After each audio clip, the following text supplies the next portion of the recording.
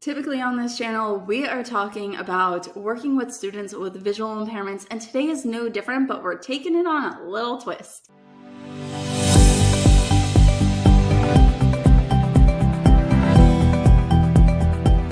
I have invited my friend Hallie Sherman, who is a speech language pathologist, to come onto our podcast A Step Forward, so that way she can share some tips and tricks for increasing the speech and language skills of all our students. Hallie has been working with students who have speech and language issues for over 15 years, and now she's helping other SLPs to increase their student skills through her organization, Speech Time Fun. This is such a fun conversation where you get to hear just two women chit-chatting about all things life behind the scenes in our businesses, and getting strategies that you can actually use in your teachings today.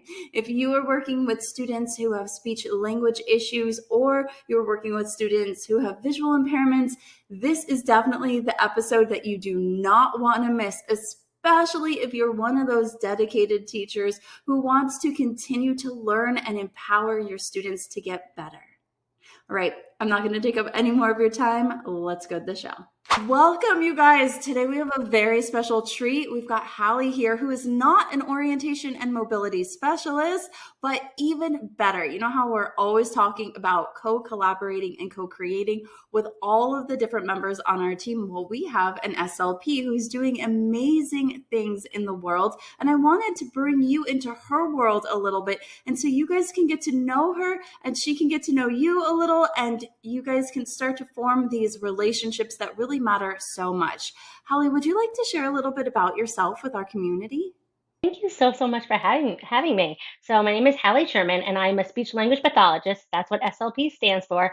And I'm from New York, and I worked in the public schools in New York for about 16, 17 years, working primarily with fifth and sixth grade. That's where I spent the majority of my career. I'm working in the schools, caseload 65 students ranging from students with learning disabilities, autism, all different disabilities and needs for speech and language support. So I have a lot of experience collaborating with a lot of other professionals, not just, those, your audience, but school psychologists, special education teachers, OTs, PTs, parents, social workers, the gamut. So it really is a team approach when it comes to our students and what they need. And I have found that probably your audience feels that sometimes they are misunderstood or not known what their role is. Oftentimes, the speech language pathologists feel the exact same way, even though the majority of the time we're always there, maybe hiding in a closet somewhere in a small space that they plop us in. But people think we're just working on the R sound all day, and our role is so much more than that. Oh my gosh, you just brought up so much. So in our community, as TVIs and orientation and mobility specialists, that part of our community here at the society, we really do feel like we're on a lonely island all by ourselves. We go from school to school. We're itinerant typically, unless we work at a residential school. Are SLPs typically itinerant, or are you stationed at one school? It really depends on the person and the district and the school and the needs. So I was the only SLP in my building, but in my district in New York, there was 9 of us, which in other states and areas, districts are a lot larger. I've seen SLPs in like Texas where there's like 50 to 100 of them. There were only 9 of us. So each of us had our own building, and that's where we were stationed, and that was our role. But across the country, you can find SLPs either in multiple buildings. I've had several roles in my career where I was split between 2 buildings based on caseload, where I was like 2 days in the morning here, the rest over there. And some SLPs do choose to work for like a contract company or an agency and not be hired by the district for whatever reason or another. So some of them are itinerant and go into the building and are not employed by the district. So some of them are working for themselves as a contractor, or working for another like an agency, private practice that is being contracted into the schools, typically if the school cannot fill the position on their own. Okay, yeah. We have the same thing. And for us, it's more that there's just not enough need for the full-time equivalent. for my audience, Hallie and I were just on her podcast recording last week, but that isn't going to air for another few weeks to months after this gets dropped, because this episode will drop on June 24th. And we're doing it specifically in time for something that we will share with you in just a little bit. I'm actually really excited, and I might sign up there. I just love what you're doing. I just love it. But anyway, so in that episode, which I'll share with you guys when it comes out, where I'm on her podcast, I talked a little bit about contract staff and how that works for us. So it kind of sounds like it's the same. And you also mentioned being in a closet, which we've all taught, from like a tiny room or closet, or like a hallway if we have to, or like I've taught on like the opposite side of a building from the noisy area. And I mean like outside, and you just get it in where you can fit it in. What are some of the other things that you work on? I know you mentioned that people think that you only work on the R sound. What else do SLPs work on? Our scope of practice, our licensure is actually, we're licensed from birth to geriatrics, and then our scope of practice is so expansive between articulation, vocabulary, comprehension, sentence structure. We help with memory, we help with social skills, we work with fluency, stutterers, voice disorders. I mean, there is so much that goes into our scope of practice. We work on writing, because written expression is a form of expression and language. And in the schools, in order for a student to get services from an SLP in the schools, it has to be impacting them academically. So it's very hard for us to justify or quantify, for that matter, that a student working on the R sound is the reason why they are struggling in math. Or yes, there are definitely studies that show that, like, if you're struggling with saying the sound, it might impact reading. It's very hard to quantify it in the number sense. So typically, a lot of times, those in the schools are getting it for language purposes, because language impacts reading tremendously. So a student is not going to be able to comprehend if they don't have the basic vocabulary to decode. And we also work on the phonological awareness type skills. We're working on sounds. Speech is sounds, and sounds are needed for reading. So we're also a part of that aspect. So yes, learning to read, we're part of that, but also in order to read to learn, students need to have language comprehension, reading comprehension. It is language. So a lot of times the SLPs in the schools are working on a lot of those language comprehension type skills. So what I hear from you is that we actually overlap a lot. And I've known this, of course, but I'm just kind of preaching to the choir here. I heard social skills in there, which I guess I had known about, but I didn't really fully take that into consideration, because we have our own expanded core curriculum where we focus on social skills. And I know you guys focus on reading, and we focus on Braille, which is reading, and the language acquisition. And we also focus on that even in our calendar systems, where we're trying to take the intangible and make it tangible or understandable for our students, so that way they can understand all of the nuances of the language that they're trying to learn. And I really like how you brought all that in together. Some of the things that my SLPs also work on are like switch use. So it may not even be language as expressive as talking. Some sort of augmentative device that is needed to help support the student. That's our domain. Yeah. Yeah, exactly. And I still teach. And so I have this one student who I just love dearly. And I think you can understand this at some point, because you're a CEO as well, running your own company and organization and helping SLPs. You had to realize that you're going to have to let your students go. And I'm kind of at that point, but I'm holding on for dear life, girl. I can't let them go. I just love it so much. But so I have this one student who was born at 23.6 weeks before viability, multiple impaired. He's in a wheelchair, and I think that when he gets older, he'll be able to use a power wheelchair. Now he has hemanopsia, so he can't use the whole right side of his entire body down to his cheek muscles and everything. So he doesn't talk. He's not nonverbal. He's not mute. I've had selective mutism before as well, but he babbles like baby talk, We're working on that. But I wanted for him to tell me, the orientation and mobility specialist, where he needed to go and which way he needed to turn in his wheelchair, because I want him to have an understanding of where he is in space, and I need to check for understanding to know. And we tried the switch. It didn't work because it was just like all over the place. We tried something else. It didn't work. And so finally the SLP was like, let's just have him raise his hand. And so it was just like, he has use of his left hand, and kind of like when someone's riding a bike, how they signal, that's how he was taught to signal. And I was like, man, that's so creative. I don't know that I would have thought to have our student just use bicycle signaling, but even that was, Signal is language. yes. And I love it that you communicated and collaborated with the SLP on this case. And like, this is something that it should be an ongoing thing, because eventually you can decide, okay, maybe we should have some sort of core board that has Braille on it, or some sort of other system that is more elaborate when they are ready for that, and changing as the student progresses. And but I love it that the collaboration. And like you mentioned, like you work with so many different teachers. I've learned over the years it's so many different specialists. We all have different expertises, but our ultimate goal is the same. We all want our students to succeed. And whether you're an ENL teacher teaching students, English for the first time, you're still working on language. Your field, they're navigating the world in a new like format. It's all still bringing the world for our students. So I love it. Yeah, I teach a lot on team models, and it's not necessarily the type of team model that you have. Like, it's about communicating no matter what type of team model you have. And during our symposium, and I know that you have your own, you call them retreats, we call them symposiums, they're online conferences.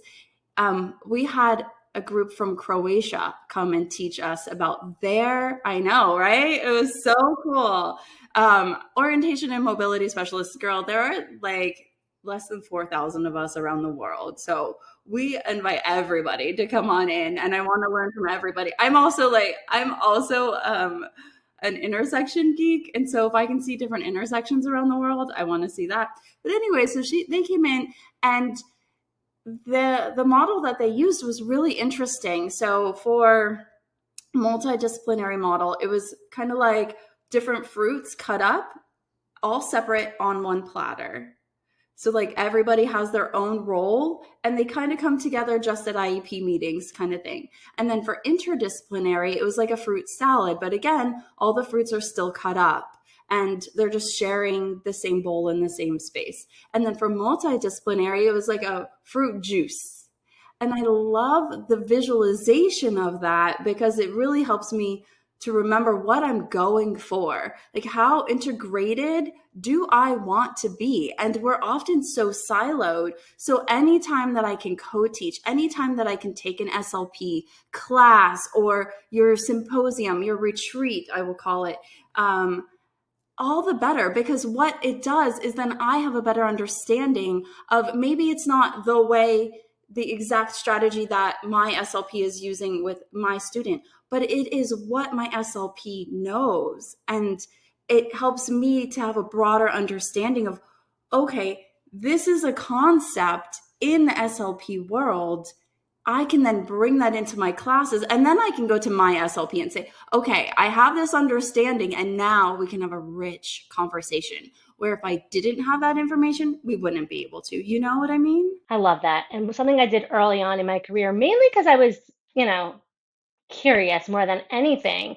When I worked in a preschool, I would just like, we didn't have access to like the sensory gym, but I was really jealous of the OTs and PTs that were able to utilize it. So I would crash their sensory gym and bring my students in there just so I could see what they were doing with my students. Or like even now, like sometimes, not now, but like when I was in schools, like I would crash like the social worker, like we'll go check, like pop your head in. So there's no I in team, and we're all sometimes we're so just focused on what we're doing. Are we meeting our goals? Is our date up to par? Are we caught up to date? Did we do all the things on our to-do list? We forget that like we need to collaborate with each other, because that's how it's an IEP, it's a committee for a reason. It's not just the speech document, it's the what the student needs on all fronts to be successful. And as much as possible, if we can get out of our own way sometimes, even if it means that like that report might be done 5 minutes later, or the session might not be totally the way you envisioned it. But sometimes just opening our doors, walking by someone else's room, asking a question. The amount of times I've asked like the behaviorist in my building, hey, why'd you do it that way? So people are excited to share what they know with others. And if not, then call them out on it. I've never actually had somebody not be excited. It really No. just depends on like how you approach Like them. I'm not telling you how to do your job. I want to just know why you're doing it that way. Just like teach me. Like, yeah. Yeah. And when we know the why of something, then we can begin to implement it better than even if we are just told the what. Even if the SLP comes and says, okay, now we're doing this. And I'm like, okay, but why? How do I, what's going on? Okay, but I have a question for you, Hallie. When you've been working, you mentioned you had a student with a visual impairment. What are some things that you wish that teachers working with students with visual impairments would know about what you do as an SLP? I wish like there was just more that how we can help each other. Like you were even sharing how like you were like, oh, when you were on my podcast, like we should be talking to the student about what's in front of them and just exploring their worlds and embracing their background knowledge. I would have loved to share some strategies on how to do that that's not overwhelming. Let's use less, like, how can we do that in a simplified language approach? Or how can we check for understanding that they're paying attention, that they're attending? How can we teach them some, if they're not seeing body language, like, how can they recognize sarcasm and different social cues that they don't have the visual cues for? How can we listen for it in like intonation or figurative language or what other aspects? And just knowing some of those nuances of social skills, how can we work together to have that same goal of helping them succeed? So, just like you can share some things that I wouldn't have thought of, I would love to share with, my colleagues some things that I could, bring to the table that they might not have thought of. Yeah, I had no idea that you could hear sarcasm in the intonation of a voice. That makes so much sense. I don't know how I got to be this age and never knew it. I'm But like we currently, know it as, but we know a lot with body language. Body language is so language rich, and if you are not able to read between the lines, there can be a massive communication breakdown. But even teaching our students what to do in those communication breakdowns, like I don't understand what should they say to their communication peer to help remediate that breakdown, so it's not as awkward, so it's not as overwhelming for them. yeah. What I hear from you saying is one for orientation and mobility specialists, fail safe communication, because when we are out and about in the world and they get on a bus, right? And they say, can you tell me when we get to stop ABC? And the bus driver says, okay, sure. And then passes right by it. There was no fail safe communication method there.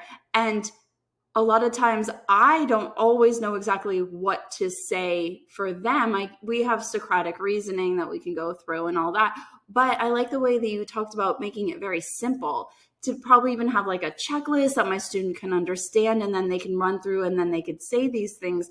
But there's so much about language that I'm not understanding that my student needs to have in that moment.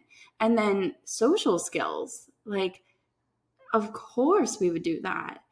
Like It even also, self-advocacy, like that's so like being like, what do I exactly say? How do I know that my point is getting across? We always teach a lot about like conversation scripts. So having mhm. a script for different scenarios and how to just check and make sure, like, did you understand what I said? Are we clear? Okay, so like even asking that bus driver, like, hi, I need help. Like, I need you to let me know when, because, you know, and making sure, like, okay, are we clear before I, move on back, and making sure that everyone's in the know. Yeah.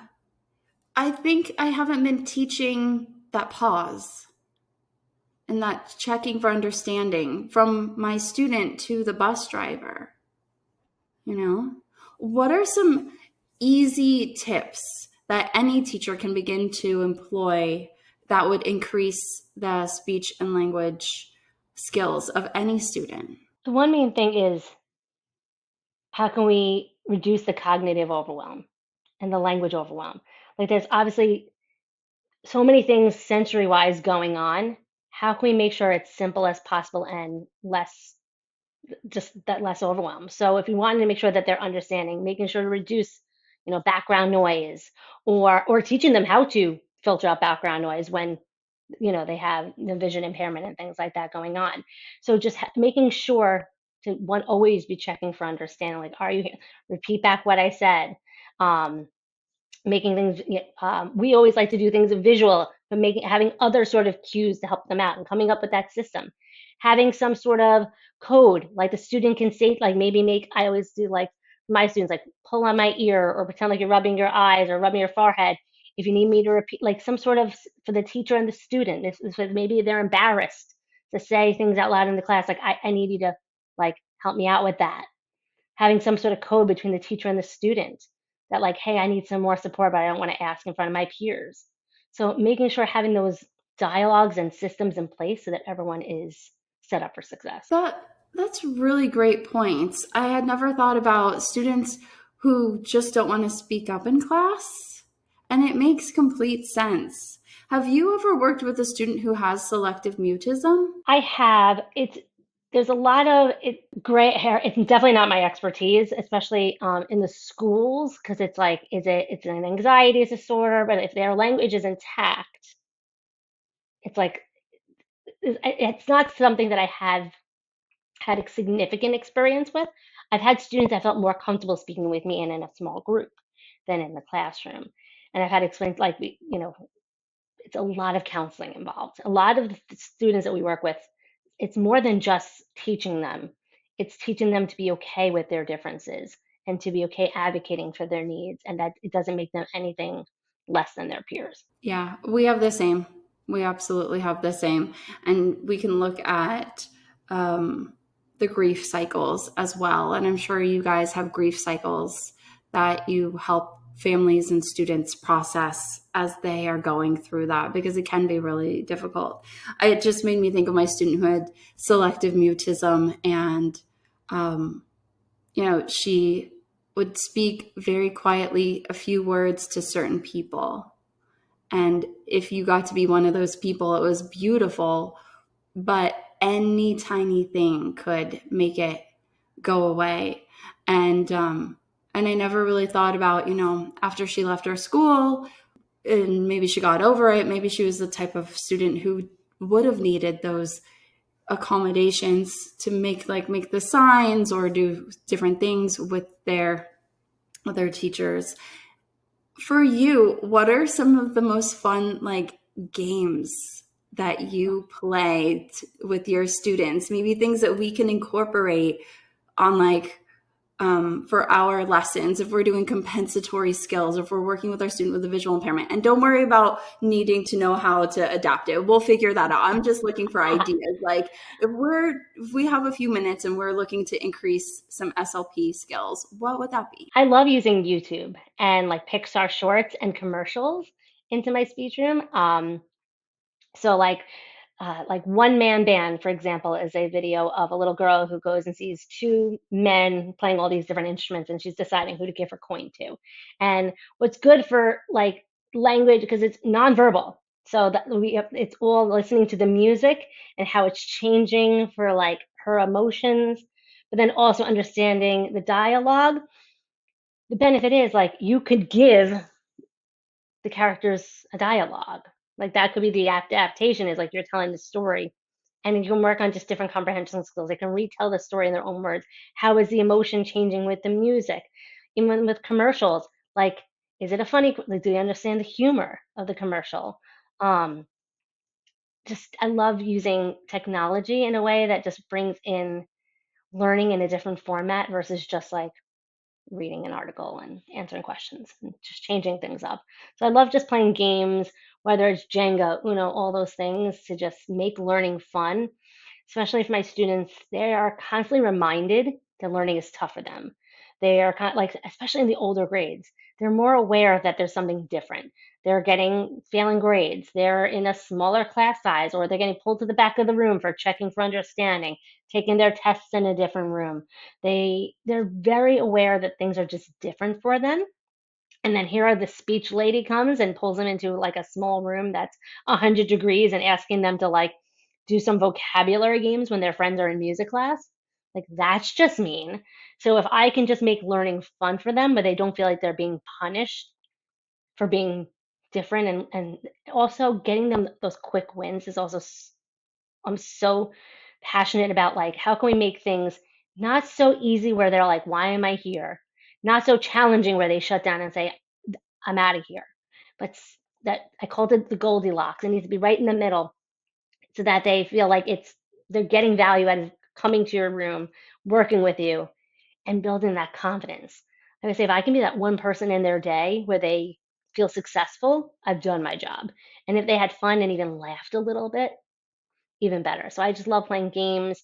Like I said, using YouTube videos, any way to just kind of incorporate just a fun aspect to learning. Yes. And now you mentioned that you work primarily with the older population. What brought you to that part of the population to focus on in your expertise? It's who's hiring me. Follow the money. I mean, no. So I did my like student teaching with like in elementary school. I always knew I wanted elementary. And then in New York, there was like just no jobs when I graduated from my master's. So I was like hopping from leave replacement to leave replacement. I was determined. And a friend of mine, like I got home from my honeymoon, and she's like, I'm showing up for like my like teacher orientation, and they need another speech pathologist. I'm like, I'll be right there. So I brought my resume over. They literally hired me like the next day, and they're like, okay, by the way, you're in a fifth and sixth grade building. I'm like, they're gonna be taller than me. I'm 5 foot tall. So I had to learn. I was not trained in it, and that's kind of how like my business kind of started. Was I made a lot of mistakes. There was no materials out there for this population working with the older ones. It was all like basic learning games of like preschool age or kindergarten, first grade, and I was making my own index card Jeopardy games, and I was like, let me just try selling this, see what happens. So Yeah. that's kind of how it all got started. But it was just, they hired me That's and they kept me. well, the challenges that you went through made you a better teacher. And that's one thing that I love about now owning my own business, and you probably the same, is getting to turn back around and say, "Hey, I did that. I did XYZ for years and it did not turn out well, but then I did ABC and that did turn out well. So, why don't you, if you try ABC, save yourself the headache?" So you mentioned your business, and I kind of want to get into that because I've been following you, and you are so fun. I'm so envious. Okay, I literally was telling one of my employees yesterday, she had an idea for a social media post, and I was like, you know that anytime you guys tell me to try to act on social media, you know what our audience thinks because I'm so bad at this. Like, why do you guys? No, I'm sure it's more in your head. Okay, if I can do it and I'll be embarrassed, anyone can. Oh, I'm the worst at like fun social media anything. But your social media is like I just like laugh and I learned so much from you and it's so like quick. So tell me about your business. You were teaching and now you run an incredible organization. Tell me about that. Sure. So I was in my third year at that school, which was like my fifth or sixth year teaching altogether. And I heard about blogs. I was like, what's that? Like, I could do that. Sure. So like I was newly married. You know, my husband was working late, building his career, and while sitting and watching Real Housewives and eating ice cream on the couch, I was like, I could do that. And I made a blog, little blog spot blog. I had no idea what I was doing, and I didn't think anyone would read it. And this was back in 2012, and sure enough, that was like the early days of Pinterest. I would like pin things, and I would see like I saw some ideas that like kindergarten teachers would write, and then I would change the caption of like how a speech pathologist could use that idea. And I was like, and people, I saw it like floating like around. I was like, people like my ideas. Like maybe I should keep doing this. So I started like blogging, and then that was like in January 2012, and I was anonymous. I was like, because I was still like a leave replacement, hopping. I didn't think I was going to stay in that job. So my first blog, I was called Miss Speechy. I didn't want anyone knowing it was me. And then in August, I was like, maybe I should make the. Like, found out about teachers pay teachers, and I was like, I could try that, sure. It was like over the summer, so I was like, I had some free time, and I posted like this cupcake cause and effect activity that like, and it sold, and I was like, okay, I guess there was a need that people needed materials. And at that point, I didn't realize my niche yet. That like, oh, I'm like the SLP for older students. I just thought I was just a fun SLP, and it wasn't until I realized I was stuck with these older ones for life that and realized I was like really somewhat good at that and making materials for them, that I was like, okay. And then I started having children. It was just honestly like a fun hobby. Like I didn't even tell my husband that I was doing it at first. So back then on Teachers Pay Teachers, they would send they send quarterly checks in the mail, and I got like my first check in the mail for like $500. Like, I mean, that was of a quarter, or maybe it's 300. It was like a couple hundred. And I was like, I have to put this in our like joint bank account. He's gonna wonder where this came from. So I was like, honey, like, so I've been doing this thing online. He's like, what? And he's like, wait, do more of that. Make more. I was like, okay. So I just started making. I realized I was like, I'll make more resources. I needed it from I was making it for me and my students, and I was just plopping Yeah. it on, and I was doing it whenever I had a chance. Like back then, I didn't have children, Yeah. and then eventually children came into place. But I didn't consider myself a business owner. I was just like, hey, I was making some money. I was doing some things. I was having some fun. I was being creative. I was able to stop seeing private clients on the side because I was able to do this instead. And then it was like in between my two children being born, I went through a lot of fertility issues, and I realized I had more control over that aspect of my life than that aspect. So I was like, kind of hid myself into my business and just kind of went all in. That's when I revealed my identity online, started going like doing more on social, started presenting, and I was like, oh, like this is kind of legit. And that's when I started hiring people. And then COVID hit, and I had a virtual kindergartner at home, a virtual 1.5-year old at home, and a husband all of a sudden working from home. And I knew how to make digital materials, and my audience was like, I need digital things fast.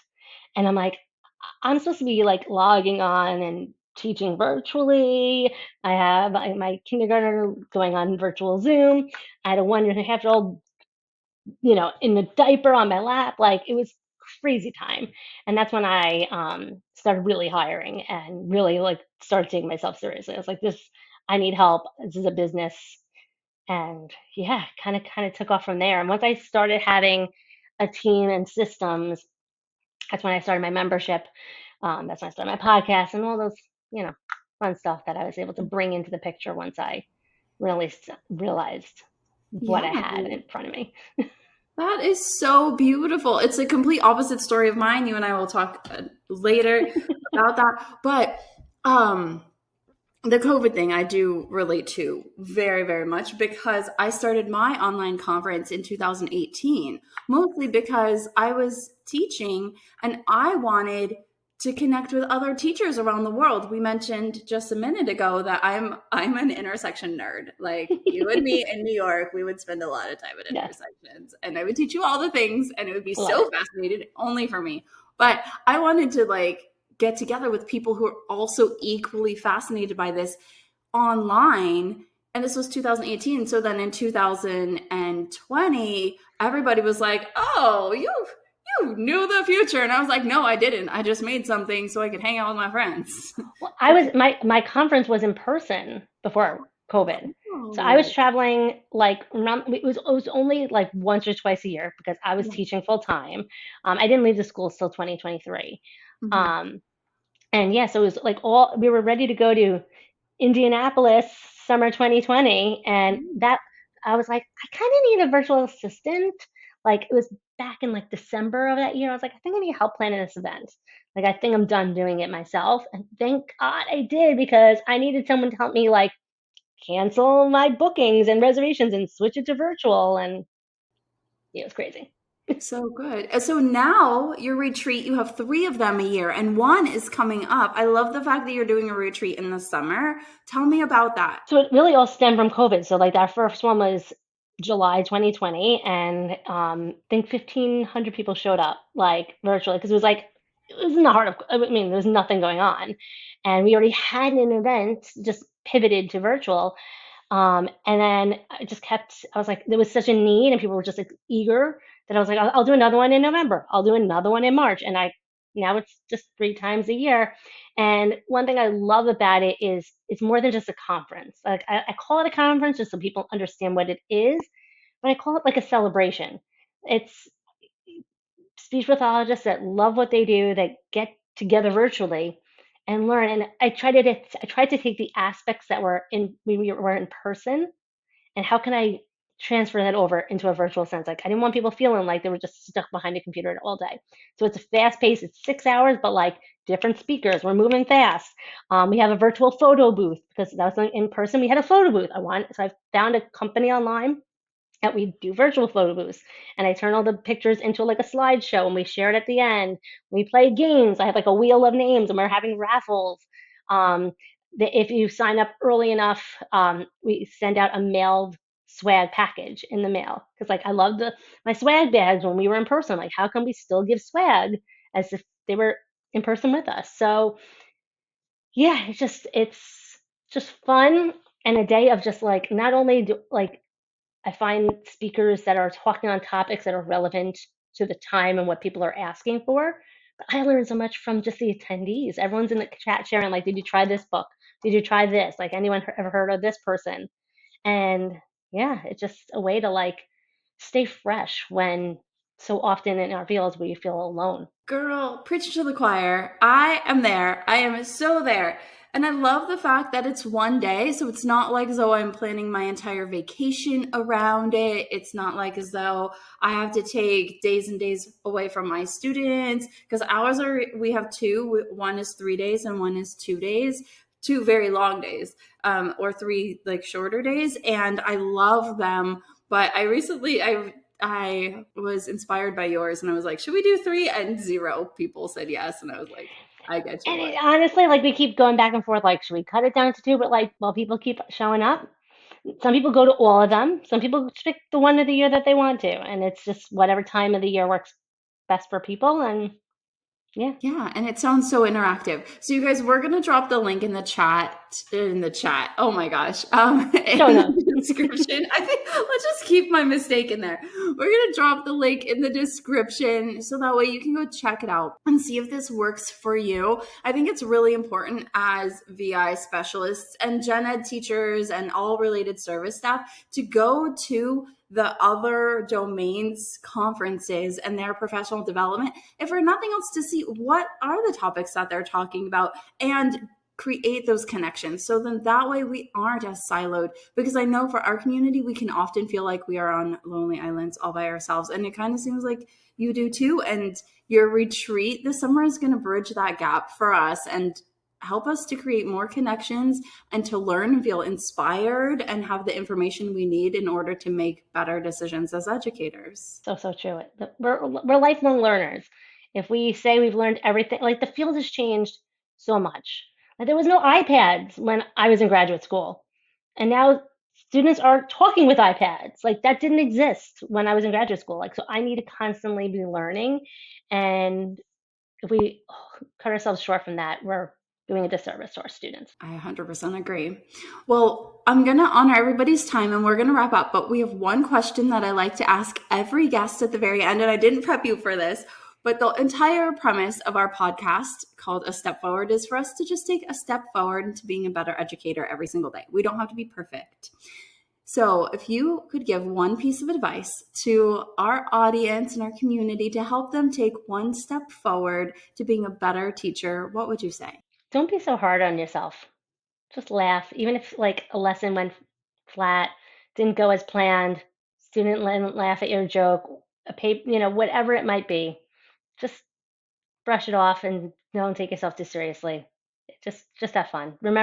Always remember your why you came back and why you went into this field, and your purpose. Oh, so beautiful. And I think I'm learning that from you in the short amount of time that we've been connected. You are so fun and you live that. And even in just hearing your story about how like you were just having fun and you were just having fun and then you were just having fun and you saw success and more success and more success. I find that so incredible. Congratulations on all of your success and having such a big community of SLPs. I can't wait to tap into them and to tap into your community and gain more knowledge for my own students and to bring it back to our community. This is going to be really great. Thank you so much for all that you do. Thank you so much for having me.